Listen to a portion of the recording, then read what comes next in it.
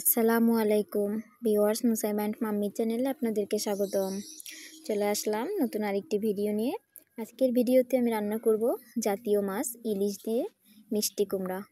এজন্য আমি একটি মাঝারি সাইজের ইলিশ মাছ নিয়েছি আর নিয়েছি ফ্রেশ এক ফালি কুমড়ো। কুমড়োটা একদমই টাটকা ছিল। এটাকে এখন আমি ছিলে কেটে নিব।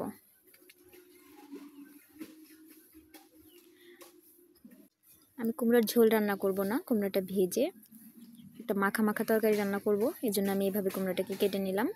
এদিকে আমি ইলিশ মাছটাকেও কেটে ধুয়ে পরিষ্কার করে নিলাম। আমি মাথাটা রান্না করব না, এটাকে তুলে রাখবো আর মাছগুলো রান্না করব।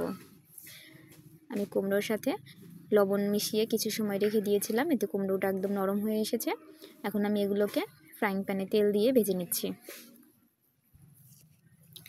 কুমড়ো ভাজা হয়ে গেছে, এরপর দিয়ে আমি মাছগুলোকে ভেজে নিব।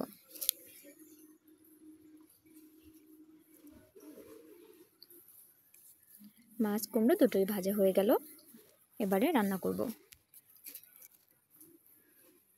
মাছগুলোকে একটু কড়া করে ভেজেছি, এতে ঘ্রাণটা খুব সুন্দর হবে। আমি একটি রসুন আর 3টা পেঁয়াজ এগুলোকে বেটে নিয়েছিলাম।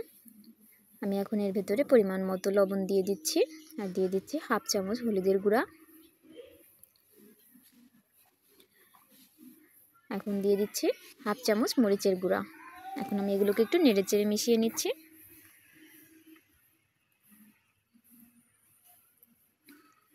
এর ভেতরে এখন দিয়ে দিব পরিমাণ মতো তেল। রেগুলার রান্নায় যেরকম তেল ব্যবহার করি সেরকমই তেল ব্যবহার করব। এখন আমি বেশ কিছু সময় ধরে মশলাগুলো কষাতে থাকবো। বারবার নেড়েচেড়ে দিতে হবে যেন মশলা পুড়ে না যায়। মাটির চুলায় রান্না করা যে কোনো তরকারির স্বাদ কিন্তু গ্যাসের চুলার থেকে কয়েক গুণ বেশি হয়। আমি তরকারিটা মাটির চুলায় রান্না করে নিচ্ছি। আমার মশলাগুলো কষানো হয়ে গেছে, এর মধ্যে আমি ভেজে রাখা কুমড়া আর মাছ দিয়ে দিচ্ছি। দিয়ে এখন একটু নেড়েচেড়ে মশলার সাথে তরকারিকে মিশিয়ে নিচ্ছি। সাবধানে নাড়তে হবে যেন মাছগুলো ভেঙে না যায়। 2 মিনিট নাড়াচাড়া করলাম। এখন আমি এর ভেতরে পানি দিয়ে দিচ্ছি। যেহেতু আমি কুমড়ো আগে ভেজে রেখেছিলাম তাই পানির পরিমাণ কম দিব।